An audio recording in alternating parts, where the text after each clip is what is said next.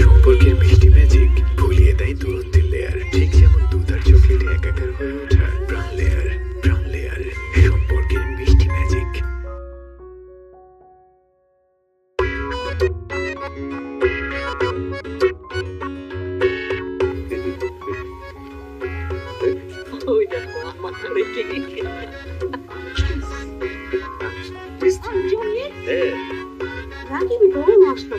আম্মা মনে হয় ট্রাফিক জ্যামে পড়ে গেছে। কি কস? ওরা আমেরিকা থেকে পেলে নাইতাছে। আসমানেও কি আজকাল জ্যাম লাগে নাকি? আম্মা রাকিব তো এক্ষণে প্লেনেতে নেমে গেছে গা। হ্যাঁ এখন সে রাস্তায় গাড়ি ধরে বাড়ির পথে আসতেছে। কতদিন পর আমাদের রাকিব আমাদের কাছে ফিরে আসতেছে, আমার তো তরই সইতেছে না। আমারও একই অবস্থা আপা। ও তো আমাকে শুধু ভাইটা না, বলার মতো। আমাদের হাতের উপরে তো রাকিব বড় হইছে। ওই যে আইসা পড়ছে এই তাড়াতাড়ি আয়, তাড়াতাড়ি আয়।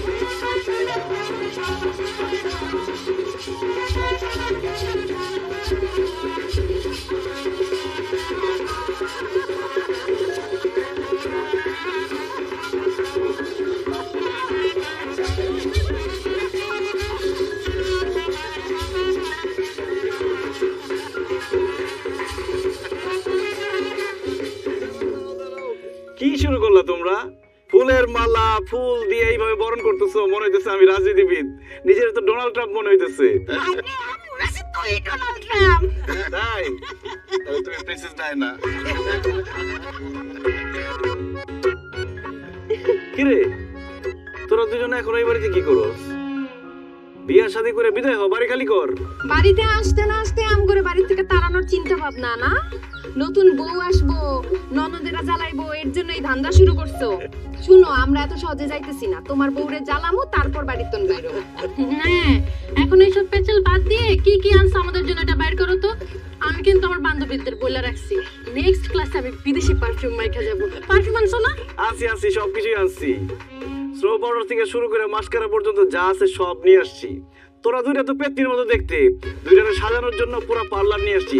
রং চং মাখায় সাজায় বিয়া দিয়ে বাড়ি থেকে বিদায় করবো। আমরা ফিল্টার ছাড়াই ন্যাচারাল বিউটি। শুধু বিউটি না, আমরা হইতেছি বিউটি উইথ ব্রেইন। আগে থাম না তোরা। বাবা রাকিব, এরকম শুকাই গেছিস কেন? আমাদের কাছে যতদিন ছিলে খুব তো নাদুস নুদুস ছিলি। আপা কই শুকাইছে, একটু কালা হয়েছে।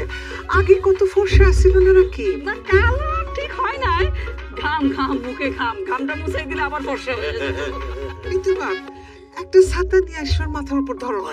সাথে নিয়ে আসি। আরে না মামা, কি বলতো, ছাতা লাগবে না, চলো। এই সুমির আব্বা, আরে লাল গালিচা বিছায়া দাও। আমাগো রাকিব লাল গালিচার উপর দিয়ে হাইটা যাইবো। ওহন লাল গালিচা পাইবো কই? ঋতু আপা, আমার লাল একটা শাড়ি আছে, ওটা নিয়ে আসো, ওটা পাইতা দিই। আরে মামিরা তোমরা কি শুরু করলা? লাল গালিচা বিছাই দেবো কেন? আমি কি কানোর ছবি আসছি নাকি? আরে আমি তো তোরে কোলে করে নিয়ে যেতে পারো। ছোটবেলা আমি কত কোলে নিয়েছিলাম তোরে। কি বলতেছো এসব? আমি কেন ছোট আছি নাকি? তুই পারবি না, আমি দিতেছি। না মামা, দেখো তোমরা দুজনে মিলে যদি আমাকে কোলে নিতে চাও আমার বেশি কষ্ট হবে, আমার হাইটে যেতে কষ্ট হবে না। কোনো কষ্ট হইবে না, তুই একটু চুপ থাকতো। আরে বিদেশে থেকে স্বাস্থ্যটা করে ভাঙ্গাই ফেলছোস। আরে ওর স্বাস্থ্য মেরামতের দায়িত্ব তো আমগো। নাও কোলে নাও। এই কোলে তোরা থাম তো ভাই, চল তো তোমার ভিতর চল। ইস কত দূর থেকে আইছে পরিশ্রম করে না জানি বাবা। বিদেশে করে লেখাপড়া, দেশে আসলো ছেলে, মাথার ভিতর বুদ্ধি একটাই, করেছে শুধু না, হবে সে প্রেমিক কৃষক, হবে সে প্রেমিক কৃষক, হবে সে প্রেমিক কৃষক, হবে সে প্রেমিক কৃষক।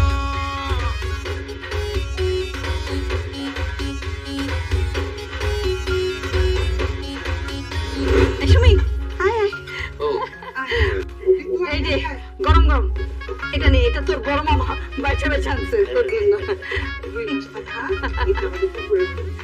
এই দেখ আরে এই যে এটা কিন্তু সুমি তোর জন্য নিজের হাতে এই যে মোরগ মশাল্লাম রাগ করছে। দেখ না কেন? শুরু কর বাবা, শুরু কর। কি রে চুপচাপ বসে রয়েছিস কেন? খাবি না? তোর কি খাবার পছন্দ হয় নাই? অন্য কিছু খাবি? ও তোর প্রিয় ইয়ে আছে কিন্তু, ওই যে মুড়িঘণ্ট এনে দিব। আরে আমরা কত কষ্ট করে রান্না করছি, আর তুই আসার এক সপ্তাহ আগে থেকে আমরা সবাই মিলে প্ল্যান করছি যে তুই কি কি খাবি সেটা রান্নু। আর বিদেশে কি খাস না খাস আম্মু সামনে খা, আমরা দেখে শান্তি পাবো। মামা মামি তোমরা কি বলতেছো এইসব? আমি কি চলে যেতেছি? এখনই সব খাইতে হবে? এই খাবার আমি 10 দিনে খাওয়া শেষ করতে পারবো না। এত কিছু রান্না করার কোনো দরকার ছিল? একটা দুটো আইটেম করলেই তো হইতো, শুধু শুধু অপচয়। কি আশ্চর্য, সবাই মন খারাপ করে দাঁড়ায় আছে। আর আমি কিছু মিন করে বলি নাই। তোমরা রান্না করছো না, সব খাবো আমি, একলাই খাবো।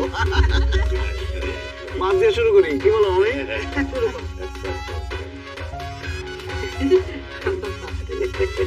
মজা হয়েছে না?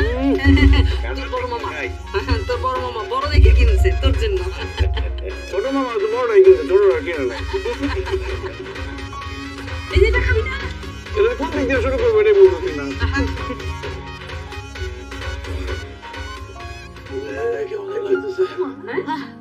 রাকিব, কি হয়েছে? এই সুমির আব্বা, ডাক্তারের রাখো, ওর মনে হয় শরীর খারাপ লাগতেছে। এই তুমি মনির ডাক্তারের খবর দাও, 2 মিনিটের মধ্যে আসতে বলো। এই ডাক, ওদিক ডাক্তার ভালো ডাক্তার না, আমি ডাক্তার আদিলকে খবর দিতেছি। কারণ মনির ডাক্তার খারাপ হইলো কোন দিক দিয়ে? MBBS pass doctor. খালি গ্রামের ছেলে বললে তোমাদের কাছে কোনো দাম নাই। আজকে যদি বিদেশি কোনো ডাক্তার সে হইতো তাহলে খুব দাম দিত। বাইরে হইতে পারে ও MBBS পাস, ও কি সরকারি চাকরি করে? চাকরি না করলে তো ভালো ডাক্তার হইতে পারে না। আরে এখন চাকরি করতেছে না, চাকরি করবো। ওর চাকরি পাওয়ার বয়স তো শেষ হয়ে যায় নাই। যখন চাকরি পাইবো তখন ডাকুন। আমি এখন আদিলরে ডাকতেছি। আজ এরা পেশাল শুরু করেছে, রাতে আমার জীবন বাইরে যেতেছে। তো ভালোবাসা ঠেলে তো নাকি জীবন বাইরে যেতেছে না, সব বরাস। ওই যা তোর এদিকে যা, আজ এরা বুঝলি কি এর মধ্যে কি করে হারাই যায়। সরাবো কিছু সম্পর্কের মিষ্টি ম্যাজিক ভুলিয়ে দেয় দূরত্বের লেয়ার। ঠিক যেমন দুধ আর চকলেটে একাকার হয়ে ওঠা প্রাণ লেয়ার। প্রাণ লেয়ার, সম্পর্কের মিষ্টি ম্যাজিক। ভাই একটু পানি খাবাই, ভালো লাগবো রে, একটু পানি। নানু, গলা পর্যন্ত খাইছি, এক ফোঁটা পানির জায়গা নাই আমার, কিছু খাইতে পারবো না। কিছু মনে করিস না রে ভাই, এতদিন পরে আসছ, তোরে ভালোবাসা তো মামিরা এত কিছু করছে। কিছু মনে করবো কেন নানি? আমি তো জানি তোমরা সবাই হলে আমার ব্লেসিংস। তোমরা আছো বলে বাপ মা নাই, তারপর নিজের এতে মনে হয় না। তোমাদের সবাই আমি খুব ভালোবাসি। একটু শুয়ে থাকি, ভালো লাগবো। আচ্ছা আচ্ছা, আর খাও না তো। যাবো ওষুধ হইতে পারতেছি না।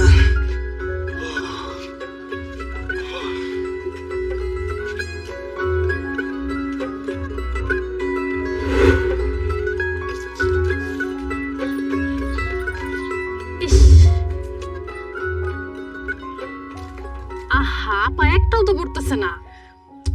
চেষ্টা করতে থাক। কবি বলেছেন, এক ঢিলে না হলে ঢিলাও শতবার। ঠিক আছে। রাকিব ভাই সরি, আমি একদমই দেখি নাই। ঢিল মারছস, তোরা না আরাম পাবো। যাই হোক, বেশি ব্যথা পাইনি। তোরা কি করতেছো, ঢিলে দিতেছিস কেন? আম পারতাছি রাকিব ভাই, এই গাছের আম যে কি মজা, এই মজার আম দিয়ে আমরা আচার বানাবো। সেটা তো জানি, এই গাছের আম মজা। আমার মা এই গাছটা লাগাইছিল। এই গাছে তোরা ঢিল মারিস না, ঢিল মারলে আমার কলিজায় লাগে। এই যে সুমি বেগম, আপনি তো কালকে খুব বলছিলেন আপনার নাকি বিউটি উইথ ব্রেন। তা আম পারতে গেলে ঢিলার লাগে? ঢিলা মনে তো কি করবো, আমি তো গাছে উঠতে পারি না, ঢিল দিয়েই তো পারতে হইব।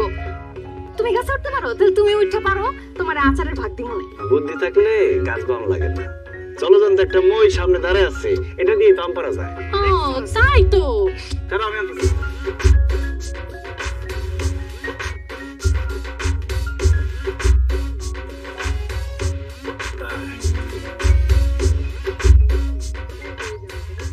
কয়টা আম পারতে হইব? উঠো, ওই যে ওই যে ওই যে উপরে ওই যে আম আছে। এই যে তোমার বাম পাশে দেখো একটা পাইছো। ওই যে ওই যে হ্যাঁ ওইটা দাও, ওইটা দাও। আরে তোমার হাতের বাম পাশে আরেকটা ছেড়ে দাও। বড় আছে। কি? ওইটা উপরে তোমার উপরে আরো যাও এই তো পাইছি আরো আছে দেখো ও কোয়াস দিয়ে পড়ে গেছে ওই যে উপরে উপরে দেখো হয়েছে রে, আর পারতে পারবো না, এগুলো দিয়ে আসতে পারবো না। কি করে দেবো এই কথা আমি হইব না, আমগো আরো বেশি লাগবো। এতটুকু আমি কি পেট ভরবো? আমগো আমেরিকান পেট না যে একটু খাইলেই আমরা বেহুশ হয়ে যাবো। আমাদের আরো বেশি লাগবে। আমাদের পেট তোমার পেটের মতো বেবি পেট না কি বললি? আমার বেবি পেট? দাঁড়া, নাইমা তো ঘাড়াইতেছি। পড়ে যাবো। আরে কি করতেছে? পড়ে যাবো তো।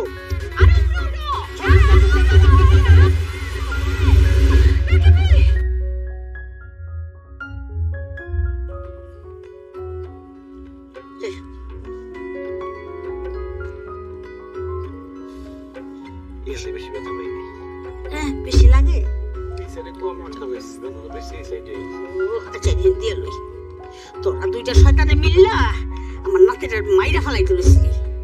আল্লাহ বাঁচাইছে যে বেশি কিছু হয় নাই। কিছু যদি হইতো তখন দুইটারে আমি ছাড়তাম মনে করছস? হিংসা নানি হিংসা, তুমি আমার একটু বেশি ভালোবাসো, এই জন্য ওরা দুজন হিংসা করছে, হিংসা করে আমার ব্যথা দিচ্ছে। তোমার নাতি যে সোলার পুতুল এটা তো আর আমরা বুঝি নাই। হিরোরা শুনছি 10 তলার উপর থেকে লাফ দিতে পারে, আর তোমার হিরো 10 হাত উপর থেকে লাফ দিতে যাই বেটকে গেছে একদম। হিরো না জিরো এটা আজকে প্রমাণ করে দিছে।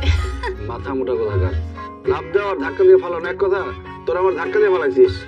যাই হোক এসব কথা বাদ দাও।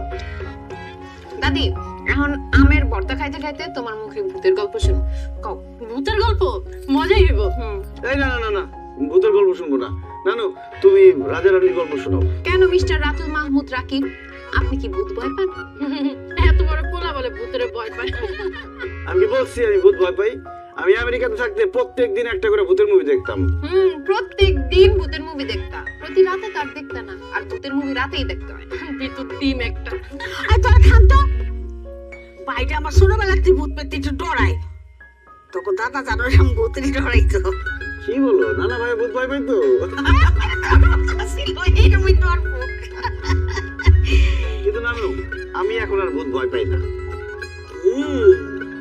নানা জানো কিন্তু এরকমই কইতো মুখে মুখে আমি ডরাই না, কিন্তু রাইতেলে ঘরের বাইরে যাইতে পারতো না একলা। না নানু সত্যি আমি এখন আর ভূত ভয় পাই না। আমেরিকায় কেউ ভূত বিশ্বাস করে না, এই জন্য আমিও ভূত বিশ্বাস করি না। তা তো ভালোই, ভূতের গল্প তো কই দিবেন। আচ্ছা ভূতের গল্প না, তোর নানা জানের একটা সত্য ঘটনা শোন।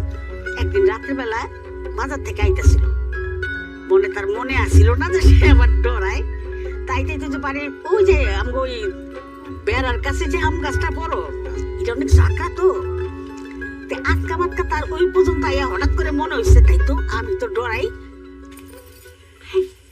কি হয়েছে? বাইরে আসতে ইশারা করলি কে? ওই আমেরিকান বাবুরে বাঙালি ভূতের ভয় দেখায় কাবু করতে হবে। কেমনি? ফুল ফুলাইয়া 4 বানাবো আমরা। কেমনে? 10 মিনিট পর তুমি রাকিব বাইরে নিয়ে পডকাস্ট তলায়, আমি ভূত সাইজা পডকাস্ট তলার উপরে থাকবো, সবাই রাকিব ভাই আইবো, আমি থুম করে লাভ দেব।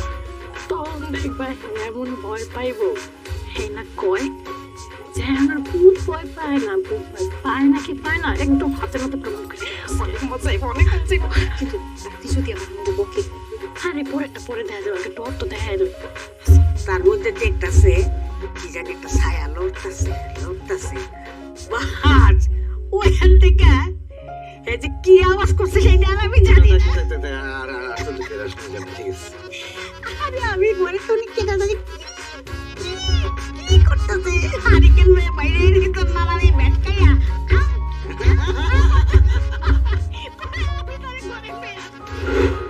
কই আসতেছে? আরে আমি আরে তোর এমন দেখা যাইতেছে কি ভয়ঙ্কর লাগতেছে। ভয় দেখাবো, ভয়ঙ্কর লাগবে না। আমি অঞ্জলি দিচ্ছি, আমি যে তোমার শুধু যে তোমার। আচ্ছা বলছি আমারে ভয় দেখায় লাভ নাই, যারে ভয় দেখাতে চাইতেছোস সে রাজি হয়েছিল আসার জন্য, তারপর হঠাৎ করে দেখবো যে আমি একটু ওয়াশরুম থেকে আসতেছি, কই উধা হয়ে গেল, খুঁজে পাইতেছি না। এই কথা তুমি করো না আপা, 2 ঘন্টা লাগাই আমি রেডি হইছি। তুমি যদি এখন না আনতে পারো, এই মঞ্জুলিকে সাইডে লাভ কি হইছে? তুমি আরে নিয়ে আয়। আরে আমি তারে কই থেকে নিয়ে আসবো? আমি ওয়াশরুম থেকে টাইনা বাইক করে নিয়ে আসবো? সারা একটু ওয়াশরুমে থাকবে নাকি? যা করতে পারো নিয়ে আয়, আমি জানি না। আরে বাবা আমি পারবো না, এখন আমি কি করবো? তুই সাতশো এত লাগে।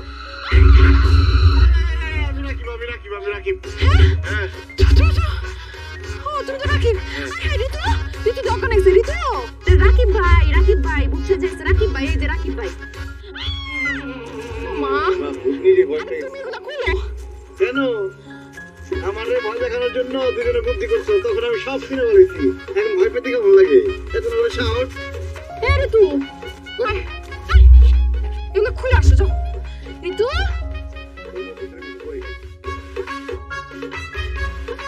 ঋতু আয় ওট গেছে ভূত গেছে। না না ভূত আর ভয় তখন লাগবে, তুই করে আয়, আর ভয় তখন লাগবে। কি করছে? জটমট করে থেয়েছে, তেল দিয়ে খুলে লাগবো। আয় কিরে তোরা দুইজন বলে রাকিবরে গাছ থেকে ফেলাই দিছস? কাছ থেকে ফালাই নাই তো, মই থেকে ফালাই দিস। আবার মুখে মুখে কথা কয়। পোলারের যদি আত্মা ভাঙতো তখন কি করতি? হ্যাঁ, আম্মা কি তখন তো করে সাইরা দিতে মনে করছস? আব্বা, তোমরা দুজন তো খালি গল্পের শুরুটা শুনলা, শেষটা তো আর শুনলা না। আর একটু হলে রাকিব ভাই আমাকে দুজনরা একদম ফিট খাওয়াই দিতেছিল। ফিট খাওয়া দিতেছিল মানে কি? বুঝছে যে আমাদের যেই ভয়টা দেখাইছিল, আমরা তো ভয়ে আমাদের জান যায় আর আসে আত্মা বাইর হয়ে গেছিল। হাসতেছো তোমরা? ও সে যখন ফাইজলামি করে তখন খুব হাসি লাগে, আর আমরা যখন করি তখন সেটা ক্রাইম হয়ে যায়। ঠিকই আছে, তোরা যে বান্দরের বান্দর, তোদের সাথে এরকমই করা দরকার। তোমরা সবাই কিন্তু শুধু রাকিব ভাইরে ভালোবাসো, আমগুলো তো কেউ ভালোবাসো না। ওই তুই খালি রাকিব ভাই করস কেন? রাকিব কর। মানে হইল রাকিব লাখ ছেলের মধ্যে একটা ছেলে, দেখতে তো মাশাআল্লাহ যে সুন্দর, লেখাপড়ায় কত উচ্চ শিক্ষিত, তাই না? আর কদিন পরে তো বিদেশে সেটেল হয়ে যাবো, ডলারে লাখ লাখ টাকা কামাই করব। এমন একটা ছেলের লাগে তোর বিয়ে দিতে পারলে খুব শান্তি পাইতাম। ঘরের ছেলে ঘরে থাকবো। আমা তুমি না বললা সে বাইরে সেটেল হয়ে যাবে? তো বাইরে যদি সে সেটেল হয়ে যায় তাহলে ঘরের ছেলে ঘরে কেমনে থাকবে? আরে আমি তো কথার কথা কইলাম, আবার তুই রাকিব ভাই করতেছিস। এতক্ষণ কি বুঝাইলাম? রাকিব তোরে বিয়ে করলে আমেরিকা নিয়ে যাবো, বিদেশে যাওয়ার এই সুযোগটা হাতছাড়া করিস না মা। সত্যি আমি আমেরিকা যেতে পারবো? আমার না আমেরিকা যাওয়ার খুব শখ। আমি বিদেশে যায়া ওই যে স্ট্যাচু অফ লিবার্টির সামনে দাঁড়ায় সেলফি তুলবো, তারপর আইফেল টাওয়ারের সামনে দাঁড়ায় সেলফি তুলবো। আরে ছাগল, আইফেলটা তো আমেরিকায় না, প্যারিসে। ওই হইলো বিদেশ, তো বিদেশ গেলেই হইব। আমি যেটা বলতেছি একটু মন দিয়ে শোন। হ্যাঁ, রাকিবের সামনে একটু সুন্দর করে সাজুগুজু করে থাকবি। আরে ওই যে একটু মিষ্টি মিষ্টি কথা বলবি, ইংরেজিতে ইমপ্রেস করবি আর কি, বুঝছি? আর কি সব কাপড় চোপড় পরে তোমার মাইয়া, দেখো এগুলি পরবি না, একটু সুন্দর সুন্দর কাপড় চোপড় পরবি। আর চুল তো মাশাআল্লাহ একেবারে যে ঝাড়ুর শলা আছে না, ঝাড়ুর শলার মতন হয়ে আছে, একটু সুন্দর করে ডিজাইন করে রাখবি। মানে রাকিবের যদি একবার তোর মনে ধইরা যায়, তাইলে রাকিবের সঙ্গে যদি তোর বিয়াটা হয় আমাদের ভালো লাগবো, বুঝছ নাই? হ্যাঁ আম্মা তুমি কোনো টেনশনই নিও না, আমেরিকা যাওয়ার জন্য আমি সব করতে পারি।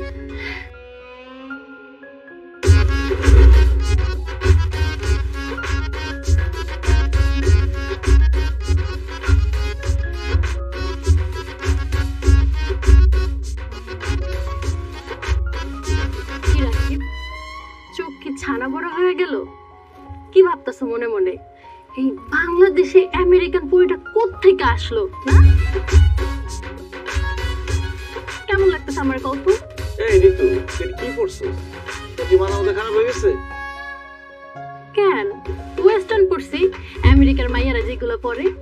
রে সারা জীবন শুনছি কাক ময়ূর হইতে যায়, এখন মনে হইতেছে ময়ূর কাক হইতে চাইতেছে। এগুলো তোর মানায়? তুই যে পড়ছস এমনি করে কেন করতেছো? আমাকে একটু সুন্দর লাগতেছে না? না, তোর একদম সুন্দর লাগতেছে না।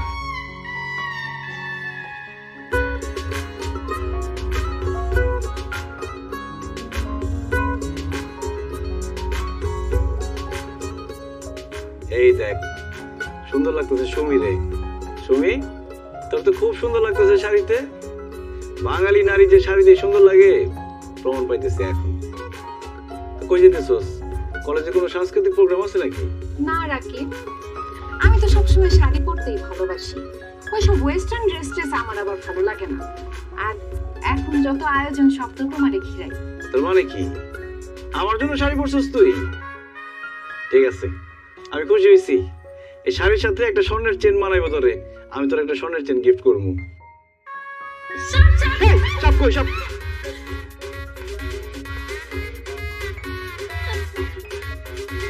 কেন শাড়ি খুলে গেছে? এই সব কই? সাপ তো নাই, আমি মিথ্যা কথা বলছি। আমি তোমার কাছে প্রমাণ করে দিলাম, ও যে কইলো সবসময় ও শাড়ি পরে, ও তো পরে সিজনাল শাড়ি। যদি ঈদ হয় তাহলে মনে করো শাড়ি পরতে, তোমার দেয়ানো লেগে শাড়ি পরছে, শাড়ি গেছে কইলা। একদম করস যা এসে বদলা।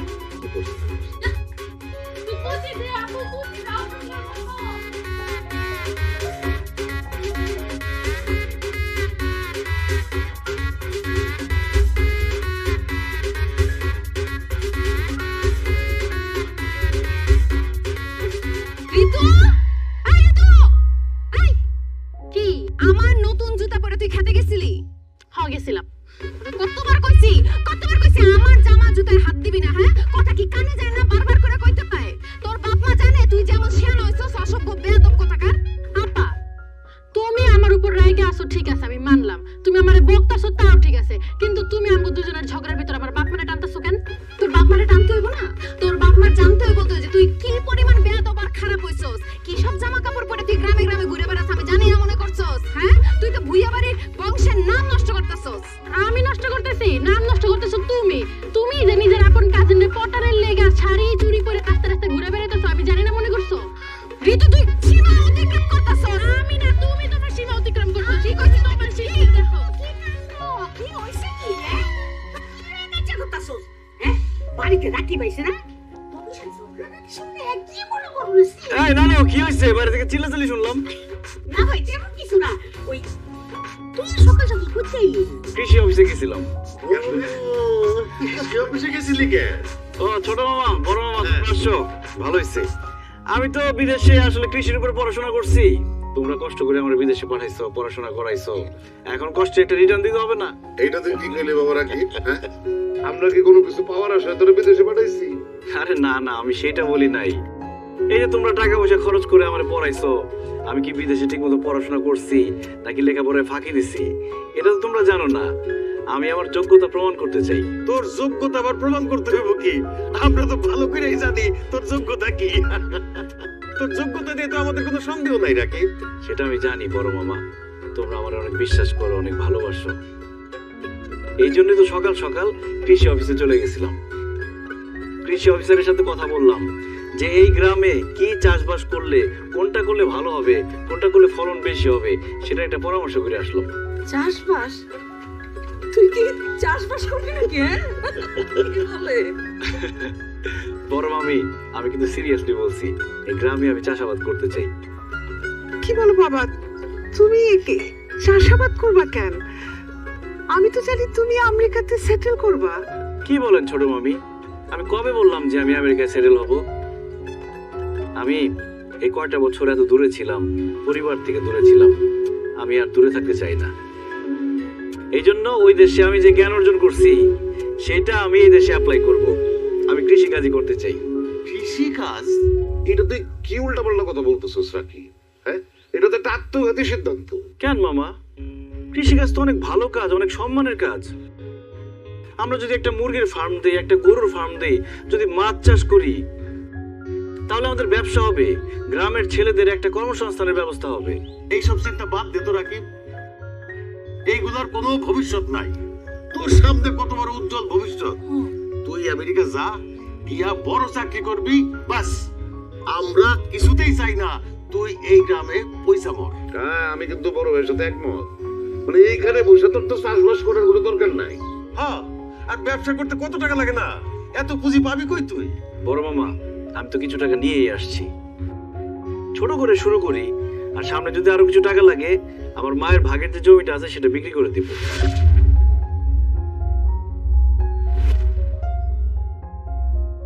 তোমরা আমাকে আর না করো না। আমি সিদ্ধান্ত নিয়ে নিচ্ছি, আমি কৃষিকাজই করব। সিদ্ধান্ত নিয়ে ফেলছিস মানে? চূড়ান্ত সিদ্ধান্ত নেওয়ার আগে মামা মামিকে জিজ্ঞাসা করলি না? নাকি তোর জীবনে আমাদের প্রয়োজন শেষ? তাই তো মনে হইতেছে। এর লাগে তো মানুষে কয় এক গাছের সাল আরেক গাছে লাগে না। বৌমারা তোমরা এসব কি বলতেছো? মিনু তো ভুল কিছু কয়নি আম্মা। ওর মা তোর ছোট রেখে মরে গেছে, আর ওর বাপ আমাদের ঘরে ওরা তুলে দিয়ে সুন্দর মতো নিজে আরেকটা বিয়ে করে বসে আছে। এই ছেলেটা তো আমরাই পালা বসে বড় করছি নাকি? লেখাপড়া শিখাইছি, আর উচ্চ শিক্ষার জন্য আবার আমেরিকা পাঠাইছি। কম টাকা পয়সা খরচ হয়েছে আম্মা। আর সেই ছেলে এখন এসে বলে তার মায়ের জমি তার লাগবে। কত বড় নেমক হারাম দেখছেন আপনি? বড় মামি, আমি কিন্তু ওইটা মিন করি নাই।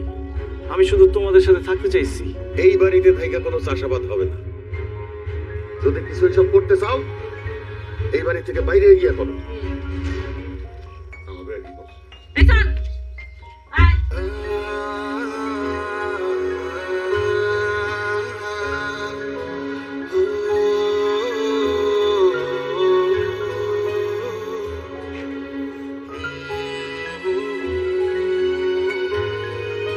কিছু সম্পর্কের মিষ্টি ম্যাজিক ভুলিয়ে দেয় দূরত্বের লেয়ার, ঠিক যেমন দুধ আর চকলেটে একাকার হয়ে ওঠা প্রাণ লেয়ার।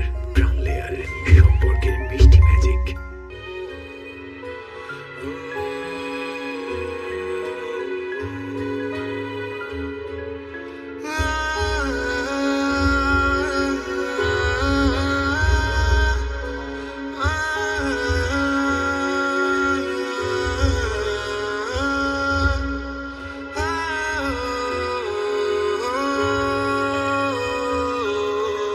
কষ্ট পাইছস ভাই না? কান্ড ভাই কান্ড। তাইলে যদি তোর কষ্টের বোঝাটা একটু হালকা হয়।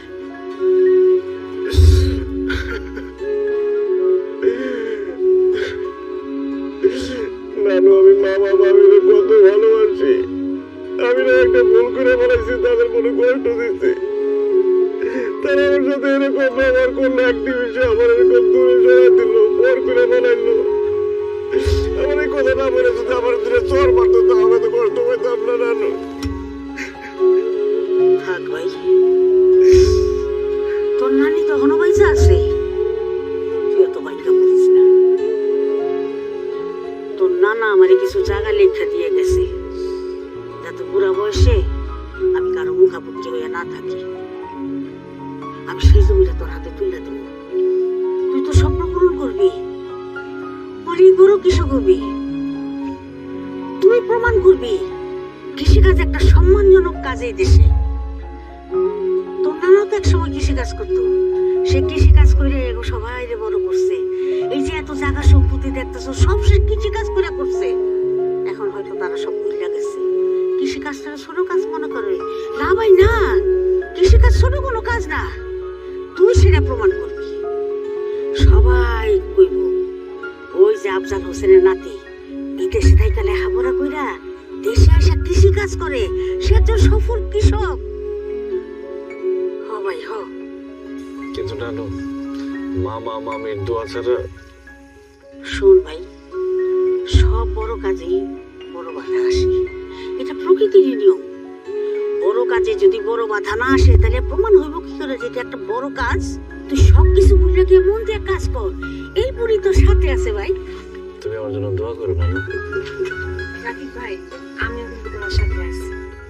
সারাদিন ধরে কিচ্ছু খাও নাই, এই জন্য খাওয়ান নিয়ে আইছি। খালি পেটে ব্যবসা শুরু করবো কেমনি? নারে সুমি, আমার খোঁজা নাই।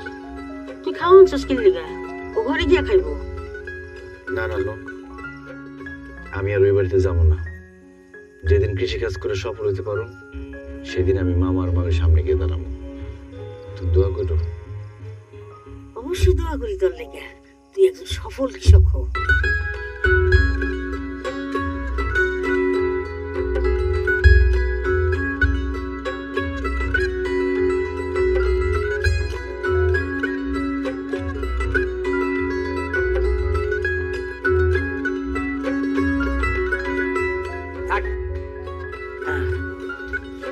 ভাই রতন ভাই, কটা করে ঢুকাইলি?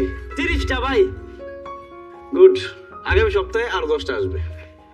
আচ্ছা শোন ভাই, তুই হলো এই ফার্মের ম্যানেজার, সুন্দর করে গরুগুলো দেখাশোনা করবি, যে কজন লোক আছে এদের দিয়ে কাজ করাবি।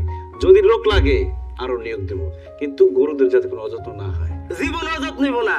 আমার নানি কইছে তো, কইছে এটা আপনার স্বপ্নের ফার্ম, আমি আমার জীবন দিয়ে আপনার ফার্ম আমি রক্ষা করবো। কারণ যদি যত্ন না নেই, নানি আমার ঠাস করে গুলি করে মারা লাগবো। এমন ভাবে আমি গরুগুলা দেখাশোনা করবো যেন গরুগুলা সবসময় ভিআইপি ট্রিটমেন্ট পায়, বুঝছেন? ভিআইপি ট্রিটমেন্ট পায় মানে? ভিআইপি ট্রিটমেন্ট কারে বলে তুই বুঝোস? আর আমি বুঝি, আমি জানি তো। আমি দেখছি না রাস্তার মধ্যে যখন ভিআইপি রা বাইরে হয় তখন রাস্তাঘাট সব বন্ধ করে দেয়। তারপরে হচ্ছে খালি জনসাধারণ রাস্তা পারাইতে পারে না, তারপর রুগী অ্যাম্বুলেন্স বন্ধ করে দেয়। আমি চিন্তা করে দেখছি, আমি যখন আমার ভিআইপি করে রাস্তার মধ্যে বাইরে তখন রাস্তা বন্ধ করে দিব। সবাই এরকম বুঝতে দেখো আইসটা আমার ভিআইপি দিতেছে, আমার ভিআইপি দিতেছে। ভাই ঠিক আছে না? আমি মজা করছি ভাই, আপনার লাগে এরকম না আর কি। বিষয়টা হইতেছে যখন আমার গরুটার সমস্যা দেখবো তখন আমি কি করবো, ওই যে পশু ডাক্তার আছে না, এগুলো যোগাযোগ করে আমি খাওয়াবো, ভালো মন্দ খাবার খাওয়াবো, পচা পচা কোনো খাবার খাওয়াবো না, এটা আর কি। পাস পাস না, তারপরে আমি আরো কি হয়েছে বুঝছি, তুই পাস পারবি। আমি পারি, ম্যানেজার। হ্যাঁ তুই ম্যানেজার। শোন ভাই, আগামীকালকে এই ফার্মটা আমরা সুন্দর করে ওপেনিং করবো। আচ্ছা তুই গিয়া নানুরে মামা মামি সবাই দাওয়াত দিবি, সবাই আসবে, সুন্দর করে ফিতা কেটে এই ফার্মটা ওপেন করবি। ঠিক আছে, ঠিক আছে, তাহলে আমি এটা ঘোষণা দিই। হ্যাঁ ঠিক আছে। আচ্ছা তাহলে আমি যাই এখন। না, ও খাবারটা দিতে আয় আয় আয় আয় মামা আয় আয়। কিরে তুই খাবার বাদ? সবাই তো বলছিলি না? সবাই কইছি আমি ভাই। আইব না রে ভাই, জাগরে তুই আশা করতেছস, কেউ আইব না। ঠিক আছে নানু, আমার কারো লাগবো না। তুমি আইছো, তুমি একলাই 100, তুমি উদ্বোধন করো আমার ফার্মটা। নাও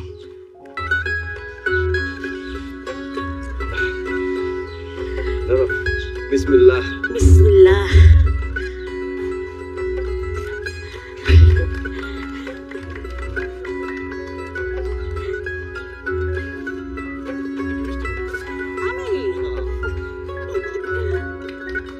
একটু মিষ্টি মুখ কর।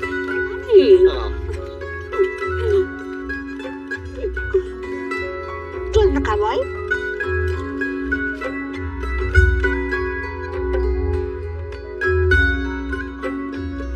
আসো দাদু, আসো। এই যে এদিকে গরু থাকবো আর এদিকে কবুতর রাখছি, বুঝছো? কয়টা গরু দিয়ে শুরু করছি, আর গরুর খাবার টাবার যা আছে সব এদিকটা রাখছি।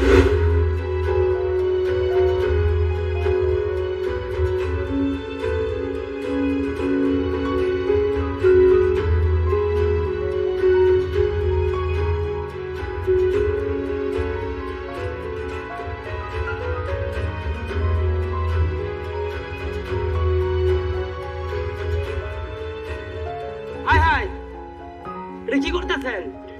আমি ম্যানেজার থাকতে আপনাকে এই কাম করা লাগবে কি লিগা? আমি করতেছি তো, আমার চাকরি কি নট করবেন নাকি? আমি গেছি একটু পানি আনতে বাচ্চাগুলোর লেগা। আয়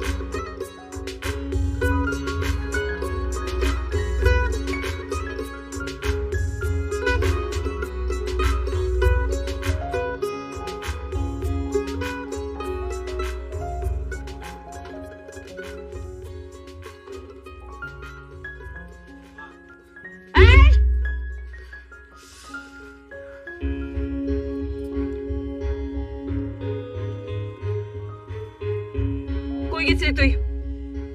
কোত্থেকে আসলি তুই? নেমো খারাপ ওই শাশিটারে খাওয়াইতে গেছিলি তুই না? বৌমা, সংযত হয়ে কথা বলো। তুমি আর নিমো খারাপ বলতে পারো না। আরে কেন কি হইছে? আমি ভুল বলছে কোথায়? যে ছেলেরে আমরা নিজের ছেলের মতন পাইলা বইটা বড় করছি, এখন সে লায়ক হয়ে গেছে, এখন তার কাছে আমাদের কোনো দাম নাই তো। হ্যাঁ, এত নিষেধ করার পরেও সে এখন তার ইচ্ছা মতো সব কাজ করে বেড়াইতেছে। কেন? ও তো ভুল কিছু করতেছে না, জীবনটা ওর। ও কি করবো না করবো সেটা কি তোমার কথা মতো চলতে হইব নাকি? হ্যাঁ, আর তোমরা বড় অনেক বড় আমার কয়টা কথা শুনছো? এটা কি বললা তুমি মা? তোমার কথা মতো আমরা দুই ভাই এখনো আলাদা হই নাই, এখনো আমরা দুই ভাই একসাথে থাকি। আর ও তো ছোটবেলা থেকেই আলাদা। ওর বাপ ছোটবেলা ওরে ফালাই তুই গেছে গিয়া, আমরা ওর একটা ঘর দিলাম, সেই ঘরেও সে উঠলো না। ওই যে একটা কথা আছে না মা, যাযাবরের কোনো ঘর হয় না। জয়ী, কি তুমি জানো মাইনছে আমাকে বাড়ির কি কয়? চাষার ঘর কয়, চাষার ঘর। পুরা গ্রামটারে একটা গোয়াল ঘর বানায় রাখছে, আমাকে মান ইজ্জত আর কিছু থাকলো না। আর সবকিছু করতেছে তোমার লাই পাইয়া, সাথে আমার এই মাইয়াটারেও তুমি নষ্ট করতেছো। আমি আমি তোর মেয়ের নষ্ট করতেছি? আব্বা, দাদির এখানে কোনো দোষ নাই। একদম চুপ, কোনো কথা কবি না। বড় হইছ দিকে গায়ে হাত তুলতে পারতেছি না, নাইলে তোরে ঠ্যাং ভাঙ্গা ঘরের মধ্যে বন্ধ করে রাখা দরকার ছিল। ভাইজান তুমি একদম ঠিক কথা কইছো। হ্যাঁ, শাসন করো, মেরে বেশি করে শাসন করো। আমার মায়েরা বলার পর তো সে একবারও রাকিবের থেকে ফিরে তাকায়নি। হ্যাঁ, এটা কথাই শুনে। সুমির মা, আমার চোখের সামনে থেকে সরাও ওরে। আর ওরে বইলা দাও, ভালো করে বইলা দাও, ওই পোলার সাথে ওই ওই নেমো খারাপের সাথে ও যেন না মিশে, তাইলে আমার মতো রাত কিন্তু আর কেউ হইব না। ভালো লাগতেছে তোর? হ্যাঁ, ভালো লাগতেছে? আমার শান্তিতে থাকতে দিবি না তুই? থাকবি ওইটার সাথে? আজিলের ফাজিল।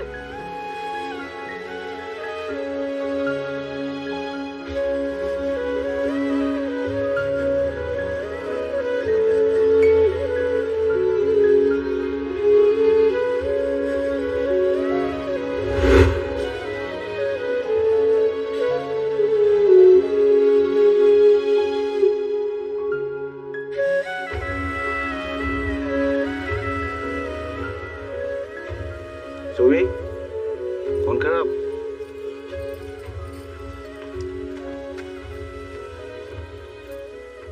কি হয়েছে? কেউ দেখে নাই আমারে। তুমি এখানে কি করতেছো? তোর মন খারাপ, আমি কি না এসে থাকতে পারি? তারপরেও এত ব্যস্ততায় তুমি থাকো, এত ব্যস্ত মানুষ, তুমি আসবা সেটা আমি চিন্তা করি না। আমার কাছে তুই সবার আগে, ব্যস্ততা পরে। মামা মামি কি অনেক বকা দিচ্ছে? গায়ে হাত তুলছে? আমার সাথে দেখা করতে না করছে, কথা বলতে না করছে, তাই না? বকছে তাতে মন খারাপ না, কিন্তু খামারে যেতে না করছে, দেখা করতে না করছে, এই জন্য বেশি মন খারাপ। নানু কি বলে জানোস? বড় কিছু যখন হয় তখন অনেক বড় বড় বাধা আসে। আমার মনে হয় কি তোর আমার সম্পর্কটা বড় কিছুর দিকে যাইতেছে, এই জন্য এত বাধা আসতেছে।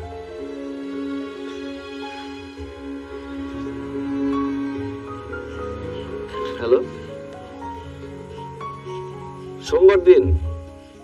আচ্ছা আচ্ছা, ঠিক আছে, আমি চলে আসবো তাহলে। ওকে ওকে, থ্যাংক ইউ।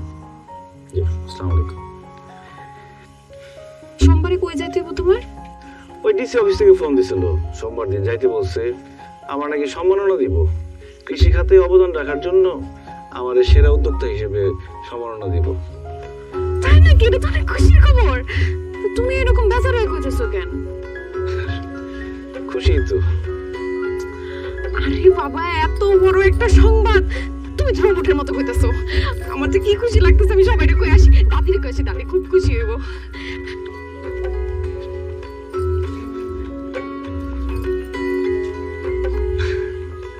হাই রে মেয়ে মানুষ, প্রিয়জনের খুশির খবর তা নিজের দুঃখই ভুলে দিচ্ছে।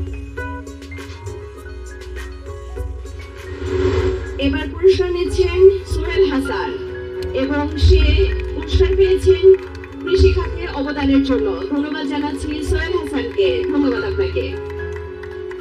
কৃষি খাতে অবদানের জন্য এবার আমরা স্টেজে ডেকে নিব আমাদের পরবর্তী পুরস্কার যে পাচ্ছেন তাকে। সে আর কেউ না, সে হচ্ছে আহমেদ শুভ। আহমেদ শুভ, আপনাকে স্টেজে আসার জন্য অনুরোধ জানাচ্ছি।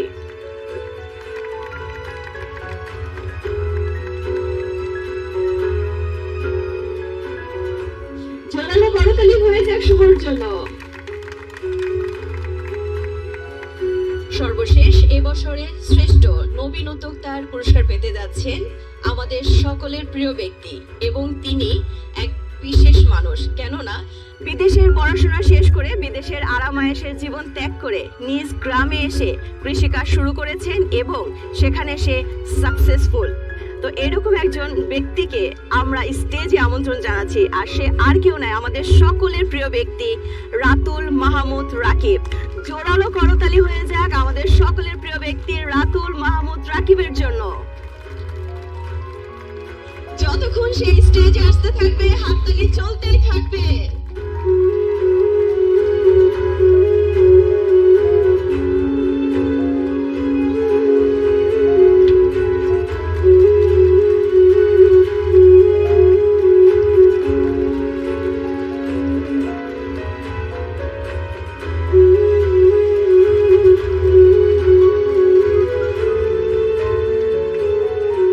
রাকিব ভাই, আপনার এই অ্যাচিভমেন্টে আমরা সবাই অনেক বেশি খুশি। আমরা বিশ্বাস করি আপনার মতো দেশপ্রেমিক যদি প্রত্যেকটি ঘরে তৈরি হয় তাহলে আমাদের দেশ আরো বেশি সুজলা সুফলা হবে। আপনার বিশেষ মন্তব্য আমরা শুনতে চাচ্ছি।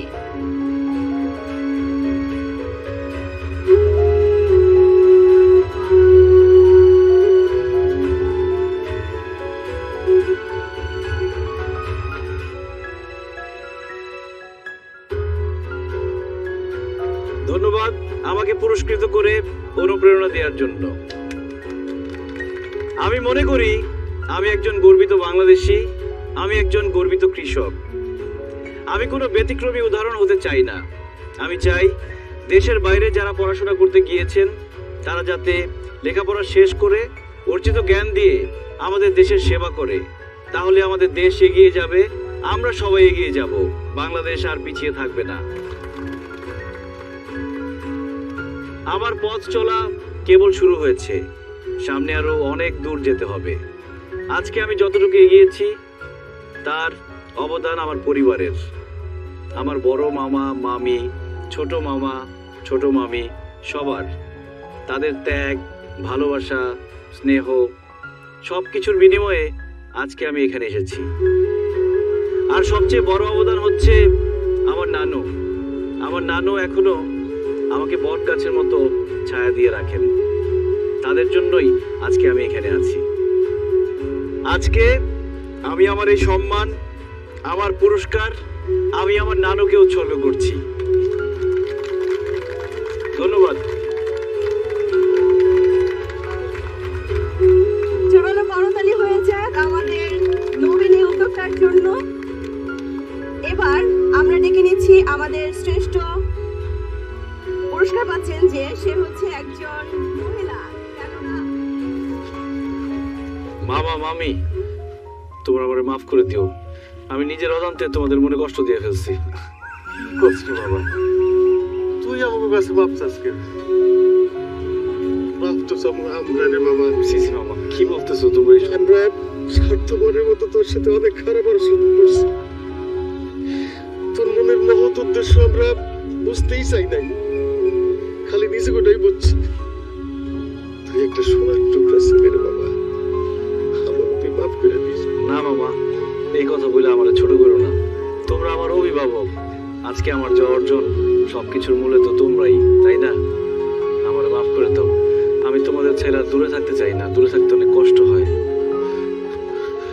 রাখি, আমরা ওকে তোরে দূরে রেখে ভালো ছিলাম রে, ভালো ছিলাম না, একদম ভালো ছিলাম না।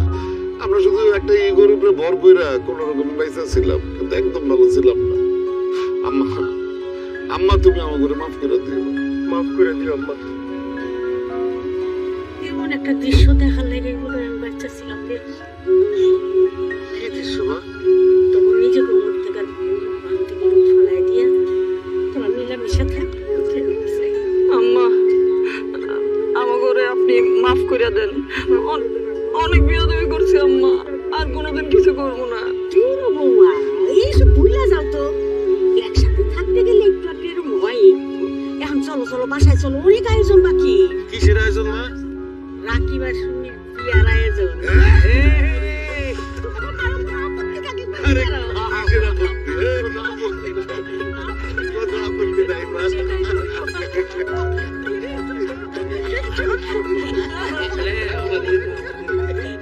বিদেশে করে লেখাপড়া দেশে আসলো ছেলে মাথার ভিতর বুদ্ধি একটাই করেছে শুধু না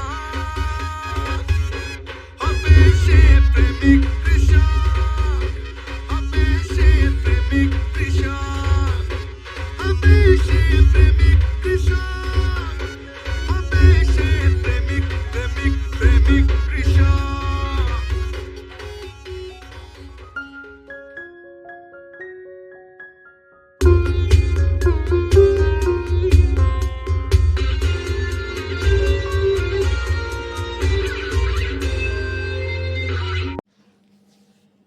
বন্ধুরা কেমন আছো তোমরা সবাই?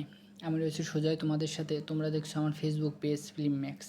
আচ্ছা, আজকে আমি যে মুভিটার এক্সপ্লেনেশন বা গল্প তোমাদের সামনে তুলে ধরবো, সেটা এমন একটা মুভি যে তোমার মনে হবে যে প্রতিবারই এই মুভিটা দেখি, মুভিটার গল্প তোমার কাছে পুরোটাই মনে হবে না। আর এই মুভিটার নাম হচ্ছিল জাল্লিকাট্টু। জাল্লিকাট্টু এটা ষাঁড়, তো তোমরা ষাঁড় যে পশু, ষাঁড় সেটার সঙ্গে তোমরা সবাই পরিচিত। এই ষাঁড়েরই একটা নাম হচ্ছিল জাল্লিকাট্টু। তা এই ষাঁড়কে কেন্দ্র করে মূলত একটা মুভি, মানে তুমি বুঝতে পারছো, মানে একটা ষাঁড়কে কেন্দ্র করে গোটা একটা মুভি বানানো, এটা কতটা একটাই মানে ছবিটা যে শুরু হয় খুবই সাদাসিধেভাবে, যে একটা কসাইখানা, কসাইখানা বলতে আমি বোঝাচ্ছি যে সেখানে মাংস কাটে সবাই, কসাইখানা যারা। এবার একটা ষাঁড় পালিয়ে যায়, ব্যাস ওখান থেকে শুরু হয় একটা বিশৃঙ্খল। এবং যে বিশৃঙ্খলতা শুরু হয়, তারা ওই যে বিশৃঙ্খলা যে শুরু হয়, সেখানে কিন্তু ওই যে কসাইখানার যে লোকজন তারা জড়িত ছিল। আর আমরা সবাই এই মুভিটা যখন দেখি তখন আমরা ভাবি যে ষাঁড়টাকে হয়তো ওই কসাইখানার লোকজন ধরে নিয়ে গেছে, কিন্তু না, কসাইখানার লোকজন এর সঙ্গে জড়িত থাকলেও মূল যে কালপ্রিট তারা কিন্তু এরা না। এই সিনেমার যে পরিচালক, উনি হচ্ছিল আমাদের সামনে এই যে আমাদের যে বর্তমান সমাজ, এই সমাজেরই একটা আয়নাকে দেখানো হয়েছে। আমরা কতটা আধুনিক, কতটা সভ্য, কতটা শিক্ষিত, এই মুখোশটার পিছনে আমাদের যে শিক্ষিত সভ্য মুখোশটার পিছনে যে কত একটা হিংস্র, কত একটা অমানবিক মনোভাব আছে আমাদের মানুষদের ভিতর। প্রত্যেকটা মানুষের ভিতর না, তবে ম্যাক্সিমাম মানুষের ভিতরে এটা থাকে। সেটা কারোর ভিতর কম মাত্রায় থাকে, কারোর ভিতর বেশি মাত্রায় থাকে। সেটাকে এই সিনেমায় দেখানো হয়েছে। তোমরা যদি সিনেমাটা দেখো তাহলে তোমরা বুঝতে পারবা যে এই যে গল্পগুলো, এগুলো কি করে একজন ডিরেক্টর ক্যামেরায় উপস্থাপন করেছে। এই গল্পে, এই মুভিতে কোনো হিরো নেই। অন্যান্য মুভিতে তো তাও কোনো একটা হিরো থাকে, সে সুপারস্টার হোক, স্টার হোক বা কোনো অ্যাক্টর হোক, কিন্তু এই মুভিতে কোনো হিরোই নেই ভাই। এই মুভিতে যে তোমার চরিত্রগুলো অভিনয় করেছে, প্রত্যেকে এক একজন হিরো হিরোইনের ভূমিকা পালন করেছে তাদের নিজস্ব জায়গা থেকে। তারপরে এই মুভিতে কিন্তু কোনো ট্রেডিশনাল ভিলেন নেই, মানে ট্রেডিশনাল ভিলেন বলতে যাচ্ছি যে প্রত্যেকটা মুভিতে কিন্তু তিনটে বিষয় কমন: হিরো, হিরোইন আর একটা ভিলেন, নির্দিষ্ট একটা ভিলেন থাকে। কিন্তু এই মুভিতে কোনো ভিলেনই নেই। মানে একটা পশু, তাকে দিয়ে সম্পূর্ণ মুভিটার স্ক্রিপ্ট সাজানো হয়েছে। আর বিশেষ করে এই মুভিতে যে ক্যামেরার মুভমেন্টগুলো করা হয়েছে, প্লাস প্রত্যেকটা ক্যামেরা মুভমেন্টের সাথে আলাদা আলাদা ব্যাকগ্রাউন্ড মিউজিক সেট করেছে। আর যেহেতু এই মুভিটা একটা গ্রাম্য পরিবেশে তোমার শুটিং হয়েছে, সম্পূর্ণটা কিন্তু একটা অরিজিনাল গ্রাম্য পরিবেশে, কোনো এদিকে CGI বা VFX-এর ইউজ হয়নি। সুতরাং এই মুভির যে ডায়লগগুলো, প্রত্যেকটা একটা গ্রামের মানুষ যেভাবে কথা বলে সেইভাবে উপস্থাপন করা হয়েছে। এই মুভিটার কিন্তু একদম তোমার শেষের দিকে, হ্যাঁ এটা একটু ক্লাইম্যাক্সের হালকা একটু আগে একটা সিন আছে যে গর্তে পড়া অবস্থায় মানুষ একে অপরকে টেনে ধরছে, কেউ কাউকে ছেড়ে দিচ্ছে না। সেই সিনটা ভাই মানে আমার জাস্ট মনে গেঁথে গেছে, আমার পুরো মনে গেঁথে গেছে। কারণ ওটাই হচ্ছে আমাদের সমাজের প্রতিচ্ছবি। আমরা একে অপরকে কীভাবে টেনে নিচে নামাতে পারি, ঠিক আছে? আর ধরো একটা সিঁড়ি, সেটা হচ্ছে আমাদের জীবনের লক্ষ্য। যে যত বেশি সে আগাতে পারবে সে তত বেশি টাকা পয়সা উপার্জন করতে পারবে। এবার তোমার সামনে যেই থাকুক তুমি তার পা ধরে টান দিয়ে তুমি সামনের দিক চলে যাচ্ছ। এবার সে তার যার পাটা ধরে টান দিলে সে কোন জায়গায় পড়লো তা তোমার দেখার সময় নেই। সেই সিনারিটাকে এই মুভিটার ক্লাইম্যাক্স সিনে তুলে ধরা হয়েছে। এই জাল্লিকা 2 এই যে মুভিটার নাম, এই যে মুভিটা, এটা হচ্ছে একটা রিমাইন্ডার বলতে পারো, মানে আমাদের মনে করানোর একটা বলতে পারো উপস্থাপনা, যে আমরা এখনও অনেকটা কিন্তু যতই আমরা সভ্য হই এখনও কিন্তু অনেকটা কিন্তু সেই জঙ্গলের মানুষ, যাদের মুখে সভ্যতার ভাষা, মানে আমি আমাদের কথা বলছি, যে যাদের মুখে সভ্যতার ভাষা তারা কিন্তু শুধু বাইরের দিক থেকে সভ্য, কিন্তু ভিতরের দিকে তাদের ভিতরে রয়েছে একটা অহিংসা। কীভাবে সামনে এগোনো যাবে তার একটা খিদে, কীভাবে অন্য মানুষকে টেনে ফেলায় তার জায়গায় নিজেকে বসানো যাবে এর একটা প্রতিহিংসা পরায়ণতা। আর তোমাদের এই মুভিটার একটা অফিসিয়াল একটা নিউজ সেটা তোমাদের সঙ্গে শেয়ার করতে চাই। সেটা হচ্ছে কি, এই মুভিটা কিন্তু ভারতের official Oscar entry, official Oscar entry আর এমনি প্রাইভেটলি ভাবে পাঠানো দুটো কিন্তু আলাদা। অফিসিয়াল অস্কার এন্ট্রি হচ্ছিল এই মুভিটা, আর এটা ডিজার্ভ করে, এই মুভিটা ডিজার্ভ করে। এই মুভিটা যদি তোমরা না দেখো বা আমার শুধু এক্সপ্লেনেশন শুনে তোমরা বুঝতে পারবা না যে মুভিটার ফিলিংসটা কী। শেষও তোমাদের কাছে একটাই অনুরোধ করবো যে এই সিনেমাটা তোমরা একটু সময় নিয়ে, একটু না বেশ ভালোই সময় নিয়ে তোমরা দেখবা, কারণ এটা কিন্তু সচরাচর কোনো মেন স্ট্রিম সিনেমার মতন না। মেন স্ট্রিম যে সিনেমাগুলো হয় সেরকম না। তুমি যদি একটু ধৈর্য সময় নিয়ে দেখো তাহলে সিনেমাটা যখন শেষ হবে, মানে এই মুভিটা যখন শেষ হবে, শেষ করার ক্লাইম্যাক্স সিনের ঠিক 5 মিনিট পরে তুমি জাস্ট শুধু ওখানে চুপ করে বসে থাকবে। আর ভাববে যে কি দেখানো হলো ক্লাইম্যাক্স সিনে। মানে একটা সার আর এক টুকরো সমাজ, আর সেই সমাজের মানুষ মানে আমরা, মানে এমন একটা এক্সপিরিয়েন্স ভাই, মানে একটা পিওর সিনেমেটিক এক্সপিরিয়েন্স যাকে বলে, সেটা তুমি এই মুভিতে পাবা। মানে কোনো আলাদা বা কোনো এক্সট্রা কোনো মানে যেগুলো মুভি রিলেটেড না সেগুলোকে দেয়া, কোনো সং, কোনো অ্যাকশন সিকোয়েন্স, হ্যাঁ অ্যাকশন সিকোয়েন্স আছে বাট কিন্তু সেটাও কিন্তু সারের সাথে, হ্যাঁ তোমরা বুঝতে পারছো মানে কতটা সেই সিকোয়েন্সগুলোকে মুভির মেন যে প্লট সেটার সাথে মিল রেখে তৈরি করেছে ডিরেক্টর। তোমাদের কাছে অনুরোধ করবো যে মুভিটা কিন্তু দেখবা তোমরা, আর দেখার সময় যেটা বললাম একটু ধৈর্য সহকারে আর সময় নিয়ে দেখবা, তাহলে বুঝতে পারবা যে এই জাল্লিকাট্টু সিনেমাটা আসলে অস্কার ডিজার্ভ করে, আসলে অস্কার ডিজার্ভ করার মতন একটা মুভি। আর তোমরা যদি চাও যে ইন্ডিয়ান সিনেমার ভিতর কোনগুলো অস্কার ডিজার্ভ করে সেইগুলো নিয়ে আমি তোমাদের সাথে আলোচনা করি, সেটা বলিউড হোক, সাউথ ইন্ডাস্ট্রি হোক বা অন্য যে কোনো ইন্ডাস্ট্রির হোক, তোমরা অবশ্যই আমাকে কমেন্ট বক্সে জানাবা।